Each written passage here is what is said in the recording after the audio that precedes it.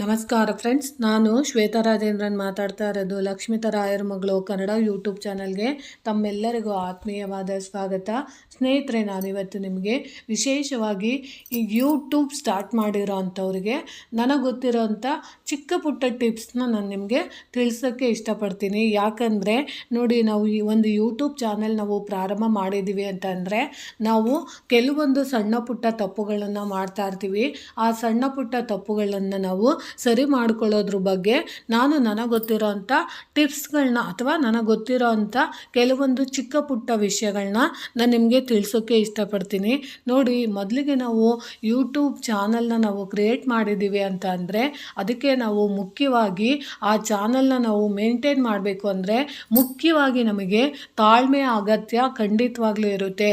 ಯಾಕಂದರೆ ನಾವು ಒಂದು ಚಾನಲ್ನ ನಾವು ಸ್ಟಾರ್ಟ್ ಮಾಡಿದ ತಕ್ಷಣವೇ ನಾವು ಎಲ್ಲರೂ ಸಕ್ಸಸ್ ಕಾಣೋ ಥರ, ಗೆಲುವನ್ನ ಕಾಣೋ ಥರ ಖಂಡಿತವಾಗ್ಲೂ ನಾವು ಯೂಟ್ಯೂಬ್ನ ಮಾಡಿದ ತಕ್ಷಣವೇ ಸಕ್ಸಸ್ ಅನ್ನೋದು ಎಲ್ಲರಿಗೂ ಬರೋದಿಲ್ಲ.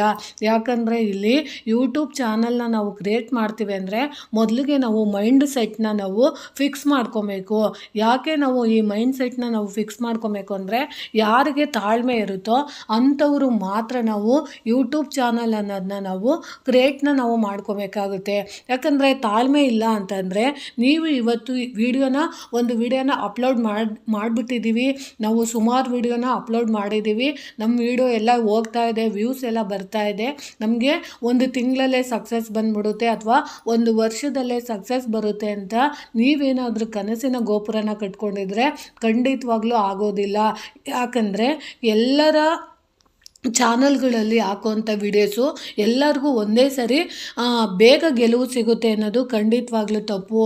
ಯಾಕಂದರೆ ಯೂಟ್ಯೂಬ್ ಅನ್ನೋದು ತಾಳ್ಮೆನ ಪರೀಕ್ಷೆ ಮಾಡುತ್ತೆ. ಅದರಲ್ಲೂ ಮುಖ್ಯವಾಗಿ ನಮಗೆ ಯೂಟ್ಯೂಬ್ನಲ್ಲಿ ಚಂದಾದಾರರನ್ನು ನಾವು ಹೆಚ್ಚಿಸ್ಕೊಬೇಕು ಅಂದರೆ ನಮಗೆ ಒಳ್ಳೆ ಸಬ್ಸ್ಕ್ರೈಬರ್ ಸಿಗಬೇಕು, ಒಳ್ಳೆ ವ್ಯೂಸ್ ನಮಗೆ ಬರಬೇಕು ಅಂತಂದರೆ ನಾವು ವಿಡಿಯೋಗೆ ಪ್ರತಿದಿನವೂ ಒಳ್ಳೊಳ್ಳೆ ವಿಡಿಯೋನ, ನೀವು ಯಾವೊಂದು ವಿಷಯಕ್ಕೆ ಒಂದು ಕಂಟೆಂಟ್ನ ನೀವು ಶುರು ಮಾಡಿರ್ತಾರೋ ಅಂಥ ಕಂಟೆಂಟ್ಗೆ ಸಂಬಂಧಪಟ್ಟಂತಹ ವಿಡಿಯೋಗಳನ್ನ ನೀವು ಅಪ್ಲೋಡ್ ಮಾಡ್ತಾನೆ ಇರಬೇಕಾಗುತ್ತೆ. ಅಂದರೆ ಒಂದು ದಿನ ಮಾಡಿಬಿಟ್ಟು ಸುಮ್ಮನೆ ಆಗೋದಲ್ಲ, ವರ್ಷ ಪೂರ್ತಿ ನೀವು ವಿಡಿಯೋನ ನೀವು ಅಪ್ಲೋಡ್ ಮಾಡ್ತಾನೆ ಇರಬೇಕಾಗುತ್ತೆ.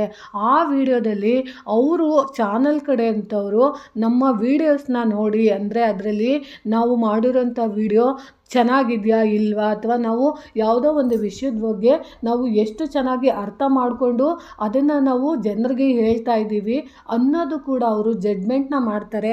ಅದರಲ್ಲೂ ಮುಖ್ಯವಾಗಿ ಈ ವಿಡಿಯೋ ನಾವು ಅಪ್ಲೋಡ್ ಮಾಡ್ತೀವಿ ಅಲ್ವಾ, ಅಪ್ಲೋಡ್ ಮಾಡಿದಂಥ ವಿಡಿಯೋದಲ್ಲಿ ಯಾವಾಗ್ಲೂ ನಾವು ನಮ್ಮ ಪರ್ಸ್ನಲ್, ಅಂದರೆ ನಮ್ಮ ಪರ್ಸ್ನಲ್ ವಿಚಾರಗಳಿರ್ಬೋದು, ಅಂಥ ವಿಚಾರಗಳಿಗೆ ಅನ್ನೋದು ಒಂದು ಲೋಗೋ ಅಂತ ಇರುತ್ತೆ, ಅದರಲ್ಲೂ ನಾವು ವಿಡಿಯೋಗಳನ್ನ ಅಪ್ಲೋಡ್ ಮಾಡ್ಬೋದು. ಅಥವಾ ನೀವು ಆಧ್ಯಾತ್ಮಕ್ಕೆ ಸಂಬಂಧಪಟ್ಟಂತಹ ವಿಡಿಯೋಗಳ್ನೂ ಕೂಡ ನೀವು ಅಪ್ಲೋಡ್ ಮಾಡ್ಬೋದು. ಅಥವಾ ನಿಮಗೆ ಯಾವೊಂದು ವಿಷಯದ ಬಗ್ಗೆ ನಿಮಗೆ ಪರ್ಟಿಕ್ಯುಲರ್ ಅಡುಗೆ ಇರ್ಬೋದು, ಅಥವಾ ಆಧ್ಯಾತ್ಮ ಇರ್ಬೋದು, ಸೌಂದರ್ಯ ಇರ್ಬೋದು, ಬ್ಯೂಟಿ ಇರ್ಬೋದು, ಟ್ರಾವೆಲಿಂಗ್ ಇರ್ಬೋದು, ಅಥವಾ ನಿಮ್ಮ ವೈಯಕ್ತಿಕ ವಿಚಾರಗಳಿಗೆ ಸಂಬಂಧಪಟ್ಟಂಥ ವಿಡಿಯೋಸ್ ಇರ್ಬೋದು, ಯಾವುದೇ ಒಂದು ಕ್ಷೇತ್ರಕ್ಕೆ ಸಂಬಂಧಪಟ್ಟಂಥ ವಿಡಿಯೋಗಳನ್ನ ನೀವು ಪ್ರತಿದಿನವೂ ನೀವು ಚಾನಲ್ಗೆ ನೀವು ಅಪ್ಡೇಟ್ ಮಾಡಬೇಕಾಗುತ್ತೆ. ಅದರಲ್ಲೂ ಮುಖ್ಯವಾಗಿ ನೀವು ಅಪ್ಡೇಟ್ ಮಾಡುವಂಥ ವಿಡಿಯೋ ಚಿತ್ರಗಳು ತುಂಬ ಚೆನ್ನಾಗಿರಬೇಕು, ಅಂದರೆ ನೋಡೋಕ್ಕೆ ಲಕ್ಷಣವಾಗಿರಬೇಕು, ಮತ್ತು ಅದರಲ್ಲಿ ತಂಬೇಲ್ನ ನಾವು ಕರೆಕ್ಟಾಗಿ ಹಾಕಿರಬೇಕು, ಆಮೇಲೆ ನಾವು ಮೇಂಟೆನೆನ್ಸ್ ಕರೆಕ್ಟಾಗಿ ಮಾಡ್ತಾ ಇರಬೇಕು, ಕ್ರಿಯೇಟಿವಿಟಿ ಇರಬೇಕು. ಅದರಲ್ಲಿ ನಾವು ಯಾವುದೋ ಒಂದು ವಿಷಯನ ನಾವು ಜನರಿಗೆ ಅರ್ಥ ಮಾಡಿಸ್ತಿದ್ದೀವಿ ಅಂದಾಗ ಜನಸಾಮಾನ್ಯರಿಗೆ ಅರ್ಥ ಆಗೋವಂಥ ವಿಚಾರಗಳನ್ನ ನಾವು ತಿಳಿಸ್ಕೊಡೋ ಅಂಥದ್ದನ್ನ ನಾವು ಯೂಟ್ಯೂಬಲ್ಲಿ ಮಾಡೋದ್ರಿಂದ ಖಂಡಿತವಾಗ್ಲೂ ನಾವು ಕೂಡ ಬೇಗ ಸಕ್ಸಸ್ನ ಗ್ರೋತ್ನ ನಾವು ಕಾಣ್ಬೋದು. ಆಮೇಲೆ ನಾವು ಏನು ಮಾಡಬೇಕು ಅಂದರೆ ಯಾವಾಗಲೂ ಅಷ್ಟೇ ಯೂಟ್ಯೂಬ್ನಲ್ಲಿ ಯಾವ ವಿಷಯದ ಬಗ್ಗೆ ನಾವು ಮಾತಾಡ್ತಿದ್ದೀವೋ ನಾವು ಅದನ್ನು ಪರಿಪೂರ್ಣವಾಗಿ ತಿಳ್ಕೊಂಡಿರಬೇಕಾಗುತ್ತೆ. ಕೆಲವೊಂದು ಟೈಮ್ಗಳಲ್ಲಿ ಏನಾಗುತ್ತೆ ಅಂದರೆ ಯೂಟ್ಯೂಬ್ ಮಾಡೋದು ಏನು ತುಂಬ ಕಷ್ಟ ಏನಿಲ್ಲ.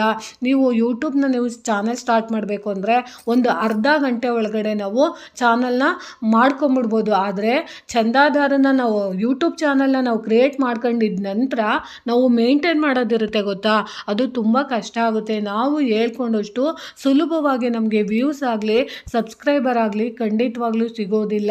ಯಾಕಂದರೆ ಈ ಸಮುದ್ರ ಅನ್ನೋದ ಥರ ಆಗ್ಬಿಟ್ಟಿದೆ ಯೂಟ್ಯೂಬ್ ಚಾನಲ್ ಅನ್ನೋದು.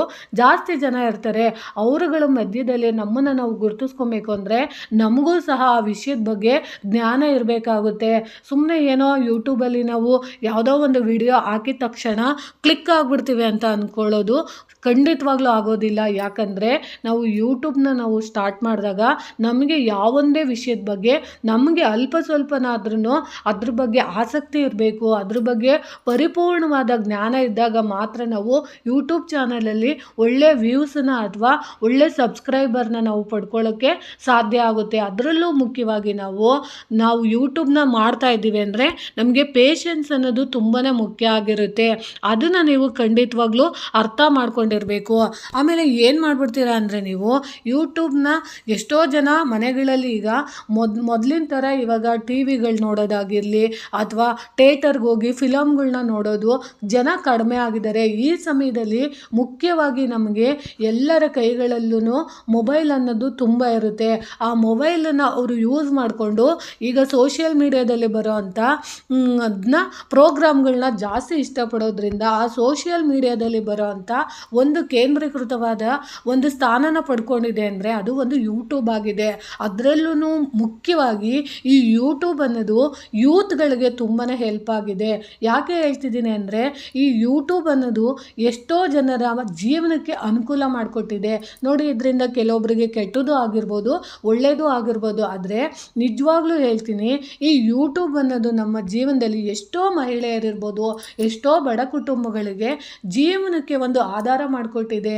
ಯಾಕಂದರೆ ನೋಡಿ, ಯೂಟ್ಯೂಬ್ನ ಕೆಲವೊಂದು ಮಹಿಳೆಯರಾಗಿರ್ಬೋದು, ಯೂತ್ಗಳಾಗಿರ್ಬೋದು, ಅಂಥವರೆಲ್ಲ ಸೋಷಿಯಲ್ ಮೀಡಿಯಾನ ಉಪಯೋಗಿಸ್ಕೊಂಡು ಅವ್ರಿಗೆ ಗೊತ್ತಿರೋಂಥ ಜ್ಞಾನಶಕ್ತಿಲಿ ಅವ್ರಿಗೆ ಗೊತ್ತಿರೋ ವಿಚಾರಗಳಿರ್ಬೋದು, ಕಂಟೆಂಟ್ಗಳಿರ್ಬೋದು, ಆ ಕಂಟೆಂಟ್ಗಳನ್ನ ಕೊಡ್ತಾ ಅವರು ದುಡ್ಡನ್ನು ಸಂಪಾದನೆ ಮಾಡಿದ್ದಾರೆ.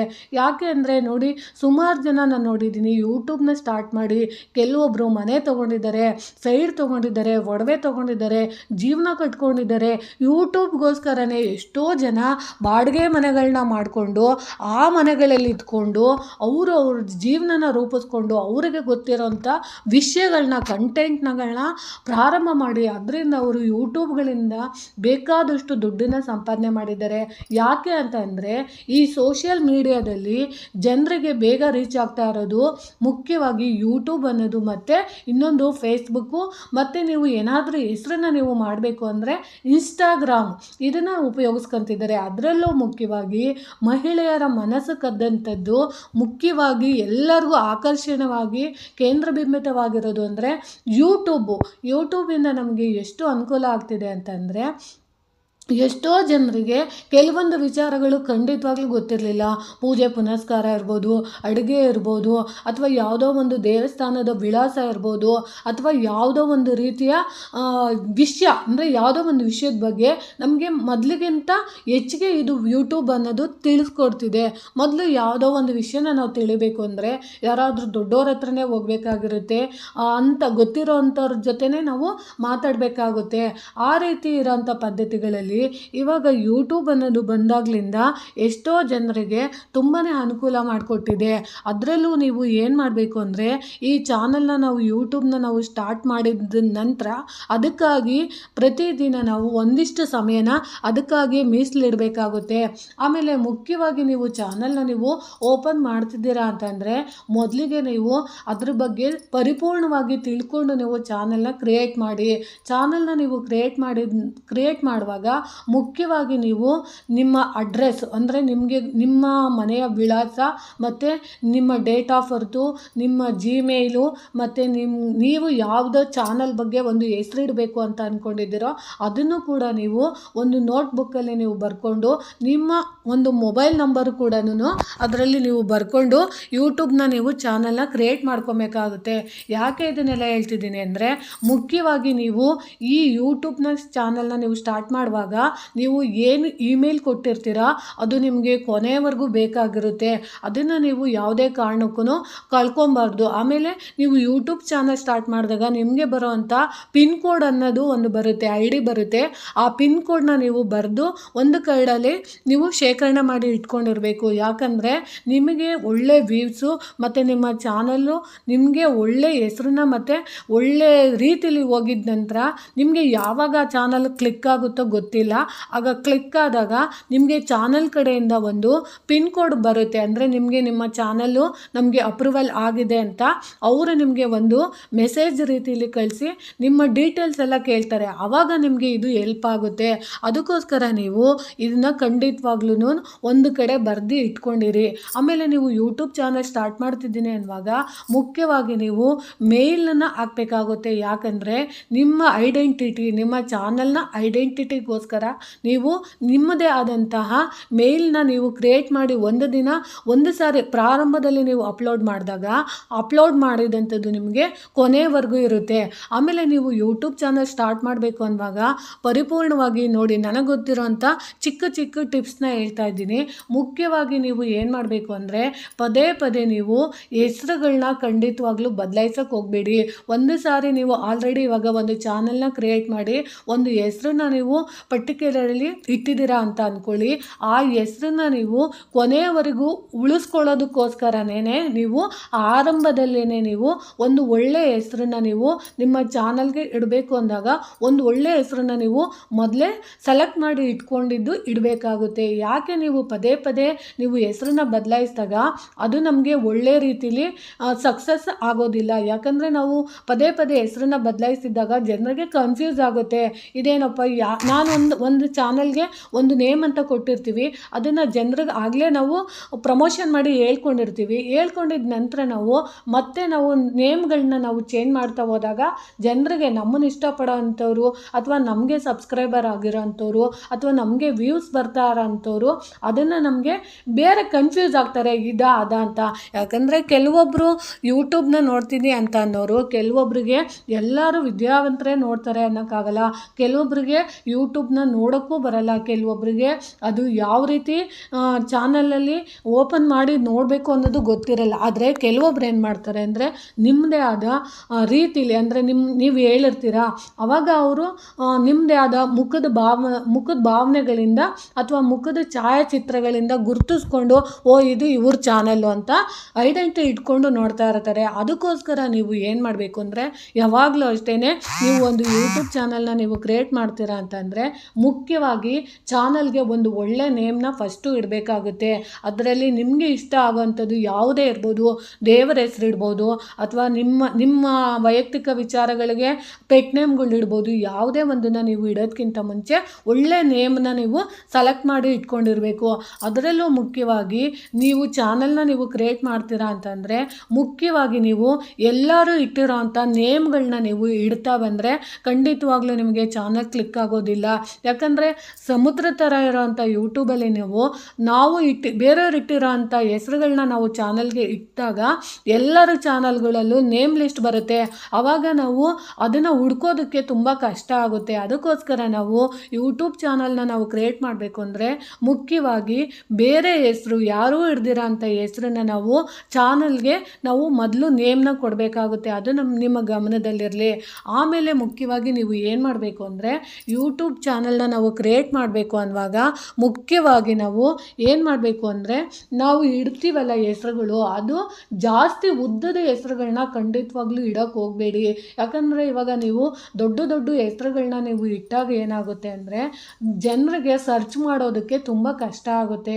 ಯಾಕಂದರೆ ಇವಾಗ ನೋಡಿ, ನೀವು ಹೇಳ್ತೀರಿ ದೊಡ್ಡ ಇಟ್ಬಿಟ್ರೆ ಅಂದರೆ ಲಕ್ಷ್ಮೀ ನಾರಾಯಣ ಅಂತ ದೊಡ್ಡ ಹೆಸರು ಇಟ್ಬಿಟ್ರಿ ಅಥವಾ ನಿಮಗೆ ಗೊತ್ತಿರೋ ಅಂಥದ್ದು ಯಾವುದೋ ಒಂದು ಪುಂಡರೀಕ ವಲ್ಲಭ ಅಂತ ಇಟ್ಟರೆ ಅಂದ್ಕೊಳ್ಳಿ, ಅರ್ಥಪೂರ್ಣವಿಲ್ಲದಿದ್ದು ದೊಡ್ಡ ದೊಡ್ಡ ಹೆಸರುಗಳನ್ನ ನಾವು ಇಟ್ಟಾಗ ಏನು ಮಾಡುತ್ತೆ ಅಂದರೆ, ನಾವು ಇವಾಗ ಸರ್ಚ್ ಮಾಡೋ ಅಂಥ ಸಂದರ್ಭದಲ್ಲಿ ತುಂಬ ಟೈಮ್ ಹಿಡಿಯುತ್ತೆ. ಆಮೇಲೆ ಕೆಲವೊಬ್ಬರಿಗೆ ಕನ್ಫ್ಯೂಸ್ ಆಗುತ್ತೆ.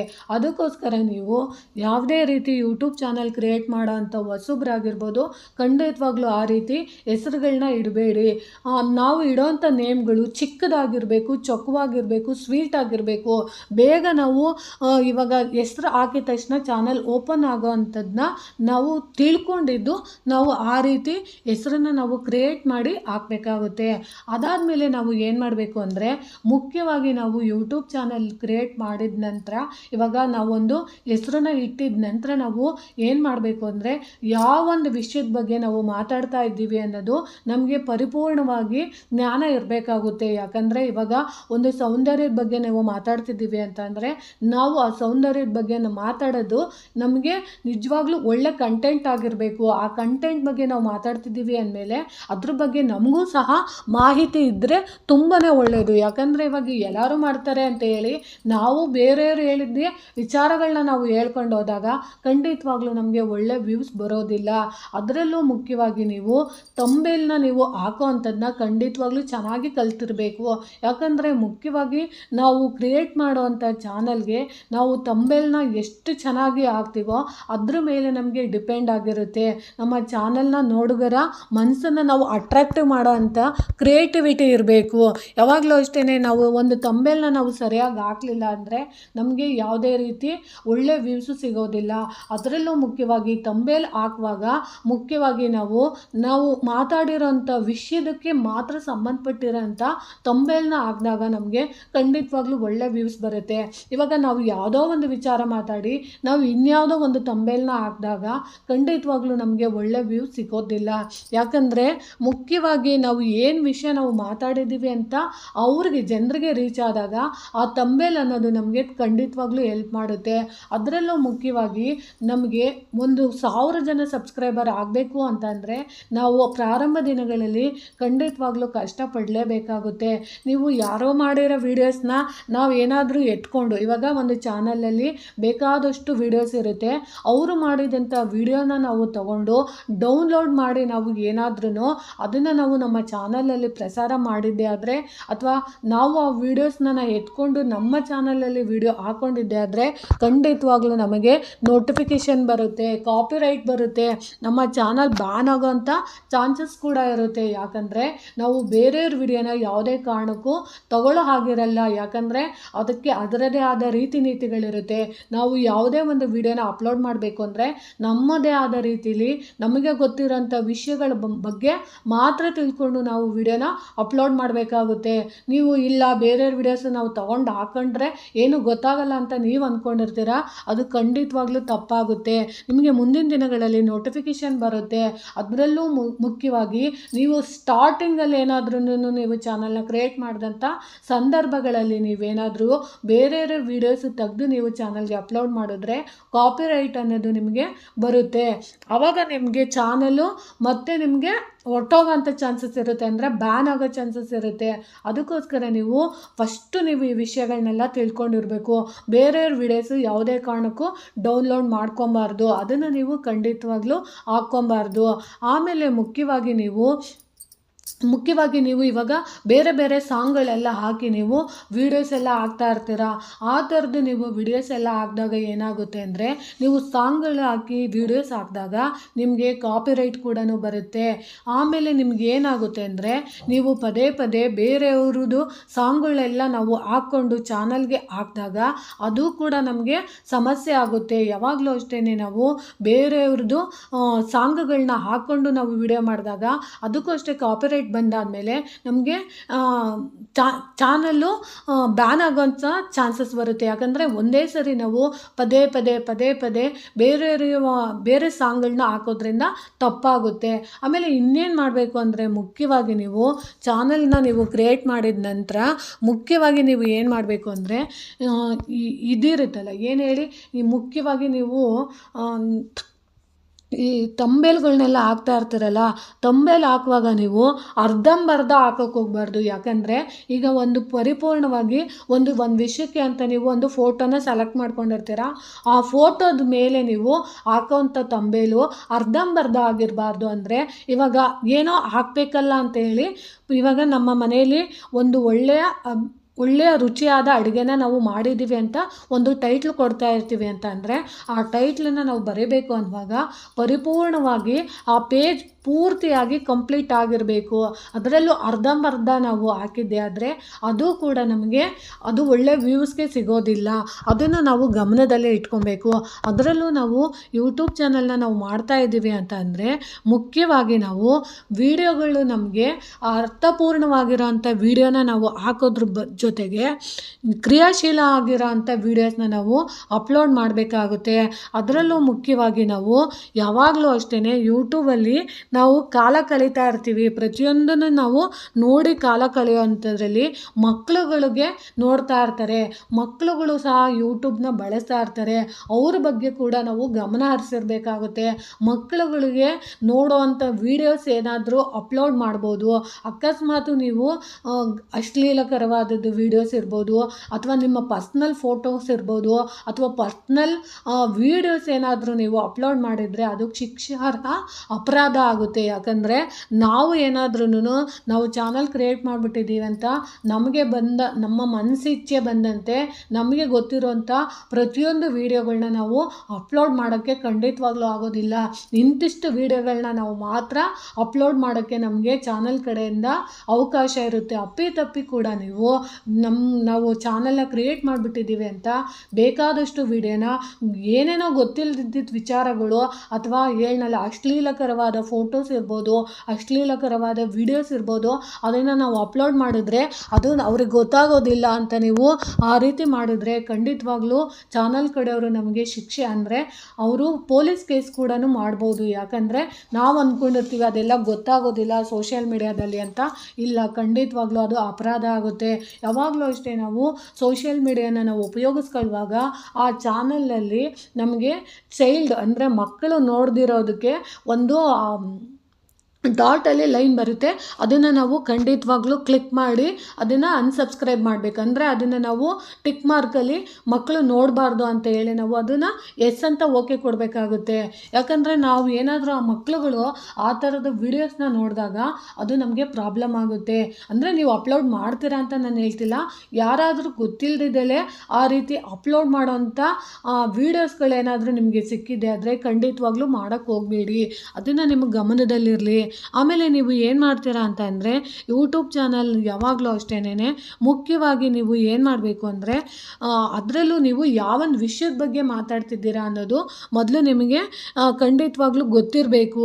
ನೀವು ಈ ಗೊತ್ತಿಲ್ದಿದ್ದಲೇ ನೀವು ಇಲ್ಲ ನಾನು ಇದೇ ಒಂದೇ ಕಂಟೆಂಟ್ನೇ ಮಾಡ್ತೀನಿ ಅಂತ ಅಂದ್ಕೊಂಡು ನೀವು ಮಾಡಿದ್ರೆ ಓಕೆ. ಅಕಸ್ಮಾತ್ ನೀವು ಒಂದನ್ನು ಇವತ್ತು ಮಾತಾಡಿ ನಾಳೆ ಇನ್ನೊಂದು ವಿಷಯದ ಬಗ್ಗೆ ಮಾತಾಡ್ತೀನಿ ಅಂತಂದರೆ ಅದು ಖಂಡಿತವಾಗ್ಲೂ ಅರ್ಥಪೂರ್ಣವಾಗಿರೋದಿಲ್ಲ.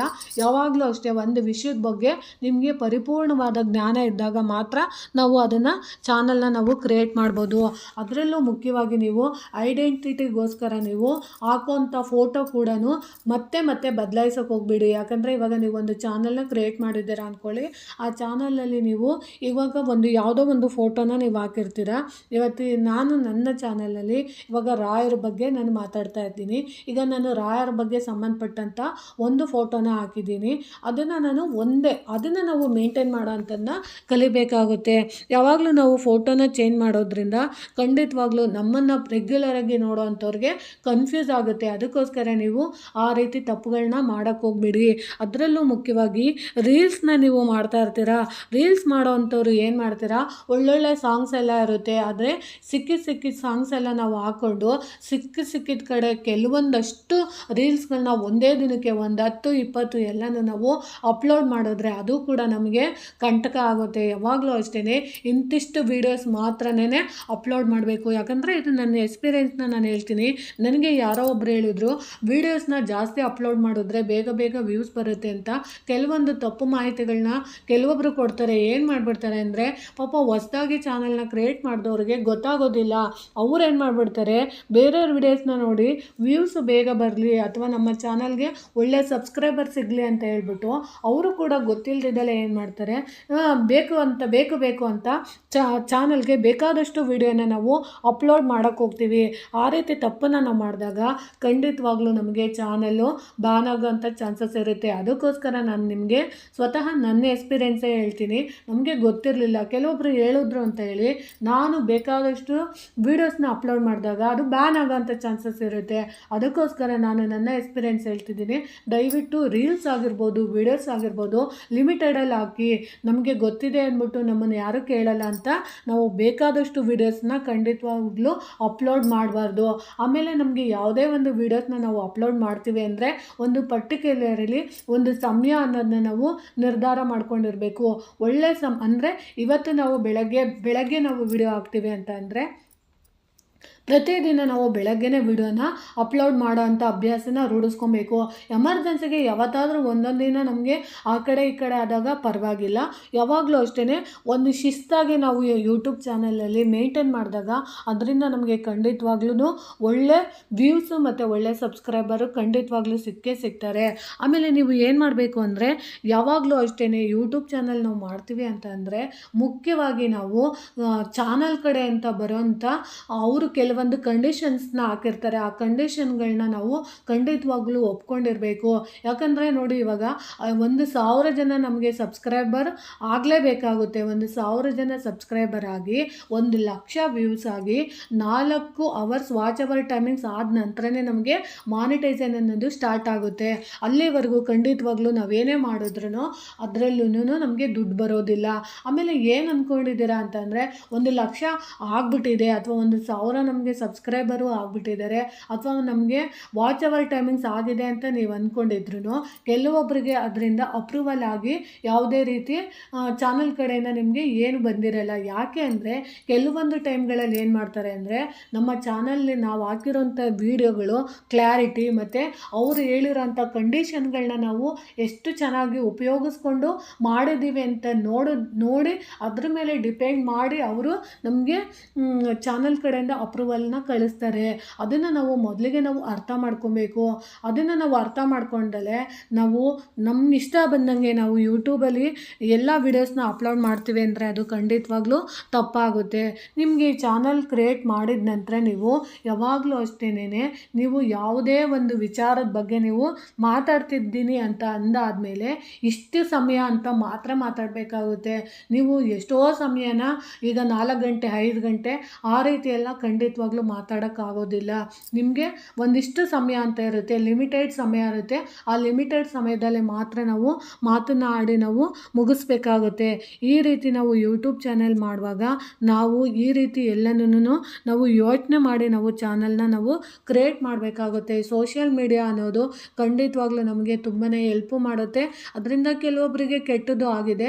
ಆದರೆ ನಾವು ಯಾವಾಗಲೂ ಒಂದು ಸೋಷಿಯಲ್ ಮೀಡಿಯಾನ ನಾವು ಒಳ್ಳೆ ರೀತಿಯಲ್ಲಿ ಉಪಯೋಗಿಸ್ಕೊಂಡಾಗ ಮಾತ್ರ ಅದರಿಂದ ನಮಗೆ ಒಳ್ಳೆಯದೇ ಆಗುತ್ತೆ. ಯೂಟ್ಯೂಬ್ ಚಾನಲ್ ಅನ್ನೋದು ಮಹಿಳೆಯರಿಗೆ ಖಂಡಿತವಾಗ್ಲೂ ಅನುಕೂಲ ಆಗಿದೆ. ಯಾಕಂದರೆ ಕೆಲವೊಬ್ಬರು ಮಹಿಳೆಯರಿಗೆ ಆರ್ಥಿಕವಾಗಿ ಸದೃಢರಾಗೋದಕ್ಕೆ ಇದು ಖಂಡಿತವಾಗ್ಲೂ ಹೆಲ್ಪ್ ಮಾಡಿದೆ. ಯಾಕಂದರೆ ಇವಾಗ ಓನಾಗಿ ಎಲ್ಲಾದರೂ ಒಂದು ಬಿಸ್ನೆಸ್ ಮಾಡಬೇಕು ಅಂದರೆ ಒಂದು ಬಂಡವಾಳನ ಹಾಕೋದಕ್ಕೆ ಒಂದಿಷ್ಟು ದುಡ್ಡು ಅಂತ ಬೇಕೇ ಬೇಕಾಗುತ್ತೆ. ಅದೇ ಬಂಡವಾಳನ ಈಗ ಒಂದು ಯೂಟ್ಯೂಬ್ ಚಾನಲ್ ಅನ್ನೋದು ಒಂದು ವೇದಿಕೆನ ನಮಗೆ ಮಾಡಿಕೊಟ್ಟಿದೆ. ಆ ವೇದಿಕೆಯಲ್ಲಿ ನಿಜವಾಗ್ಲೂ ನಿನಗೆ ಟ್ಯಾಲೆಂಟ್ ಇದ್ದರೆ ಅಥವಾ ನಿನಗೆ ಒಂದು ವಿಷಯದ ಬಗ್ಗೆ ಅರ್ಥಪೂರ್ಣವಾದ ಮಾಹಿತಿ ನಿನಗೆ ಗೊತ್ತಿದೆ ಅನ್ನೋದಾದರೆ ಅಲ್ಲಿ ನಿಮಗೆ ಒಂದು ಸೋಷಿಯಲ್ ಮೀಡಿಯಾ ಅನ್ನೋದು ಒಂದು ಪ್ಲಾಟ್ಫಾರಮ್ನ ನಮಗೆ ಅಂತ ಕೊಟ್ಟಿರುತ್ತೆ. ಆ ಪ್ಲಾಟ್ಫಾರಮ್ನ ನಾವು ಉಪಯೋಗಿಸ್ಕೊಂಡು ಯಾವುದೇ ಬಂಡವಾಳ ಇಲ್ದಲೇ ನಾವು ಒಂದು ಪ್ಲಾಟ್ಫಾರಮ್ನ ನಮಗೆ ಅವರು ಮಾಡಿಕೊಟ್ಟಿರ್ತಾರೆ. ಆ ಪ್ಲಾಟ್ಫಾರಮಲ್ಲಿ ನಾವು ಹೋಗಿ ನಮ್ಮನ್ನು ನಾವು ಡೆಡಿಕೇಶನ್ ಮಾಡ್ಕೊಳ್ಳೋಕ್ಕಂದರೆ ನಮ್ಮನ್ನು ನಾವು ಸಂಪೂರ್ಣವಾಗಿ ಅರ್ಥ ಮಾಡಿಕೊಂಡು ಅದ್ರ ಜೊತೆ ನಾವು ಬೆರೆತು ಕೆಲಸ ಮಾಡ್ತೀವಿ ಅಂದಾಗ ಖಂಡಿತವಾಗ್ಲೂ ಆ ಕೆಲಸ ಮಾಡಿದಾಗ ಖಂಡಿತವಾಗ್ಲೂ ನಮಗೆ ಹೆಲ್ಪ್ ಆಗುತ್ತೆ. ಯಾವ ರೀತಿ ರೀತಿ ಅಂತ ಅಂದರೆ ನಿಮಗೆ ಆ ವಿಷಯದ ಬಗ್ಗೆ ಜ್ಞಾನ ಇದ್ದಾಗ, ಆ ವಿಷಯದ ಬಗ್ಗೆ ನಮಗೆ ಬುದ್ಧಿವಂತಿಕೆ ಇದ್ದಾಗ ಅಥವಾ ಜಾಣತನ ಇದ್ದಾಗ ನಾವು ಸೋಷಿಯಲ್ ಮೀಡಿಯಾನ ನಾವು ಒಳ್ಳೆಯ ರೀತಿ ಉಪಯೋಗಿಸ್ಕೊಂಡಾಗ ಖಂಡಿತವಾಗ್ಲೂ ಅದರಿಂದ ನಮಗೆ ಒಳ್ಳೆಯದೇ ಆಗುತ್ತೆ. ಇವಾಗ ಯೂಟ್ಯೂಬ್ ಅನ್ನೋದು ಒಂದು ಚಾನಲ್ ಅಂದರೆ ಅಲ್ಲಿ ನಮಗೆ ಚಾನಲ್ನ ಕ್ರಿಯೇಟ್ ಮಾಡೋದಕ್ಕೆ ಯಾವುದೇ ರೀತಿ ನಿಮ್ಮಿಂದ ದುಡ್ಡಾಗಲಿ ಹಣ ಆಗಲಿ ಯಾವುದೇ ರೀತಿ ರಿಜಿಸ್ಟ್ರೇಷನ್ ಫೀಸ್ ಆಗಲಿ ಯಾವುದು ತಗೊಳ್ಳೋದಿಲ್ಲ.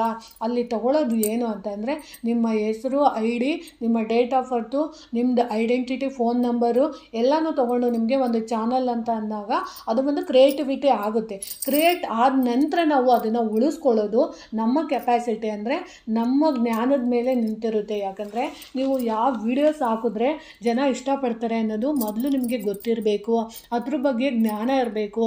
ಅದನ್ನು ನಾವು ಪರಿಪೂರ್ಣವಾಗಿ ಅರ್ಥ ಮಾಡಿಕೊಂಡು ಅದನ್ನು ನಾವು ಮಾಡಿದ ನಂತರ ಖಂಡಿತವಾಗ್ಲೂ ನಮಗೆ ಯೂಟ್ಯೂಬ್ ಅನ್ನೋದು ಒಂದು ಒಳ್ಳೆಯ ವೇದಿಕೆ ಆಗಿ ನಮಗೆ ಅನುಕೂಲ ಮಾಡಿಕೊಡುತ್ತೆ. ನೋಡಿ, ಈಗ ಎಷ್ಟೊಂದು ಜನ ಯೂಟ್ಯೂಬ್ ಮಾಡಿರೋ ಅಂಥವ್ರು ಇವಾಗ ಡೈಲಿ ಲಾಗ್ ಮಾಡಿರ್ಬೋದು, ಅಡುಗೆ ರೆಸಿಪಿ ಆಗಿರ್ಬೋದು, ಬ್ಯೂಟಿ ಆಗಿರ್ಬೋದು, ಆರೋಗ್ಯಕ್ಕೆ ಸಂಬಂಧಪಟ್ಟಿರೋದಾಗಿರ್ಬೋದು, ಟ್ರಾವೆಲಿಂಗ್ ಆಗಿರ್ಬೋದು, ಅಥವಾ ನಿಮ್ಮ ವೈಯಕ್ತಿಕ ವಿಚಾರಗಳಿಗೆ ಸಂಬಂಧಪಟ್ಟಂಥ ವೀಡಿಯೋಸ್ ಆಗಿರ್ಬೋದು, ರೀಲ್ಸ್ ಆಗಿರ್ಬೋದು, ಇದನ್ನೆಲ್ಲ ಮಾಡಿದಾಗ ಅವ್ರಿಗೆ ಇಂತಿಷ್ಟು ವೀಡಿಯೋಗಳಿಗೆ ಇಂತಿಷ್ಟು ಹಣ ಅಂತ ಖಂಡಿತವಾಗ್ಲೂ ಇರುತ್ತೆ.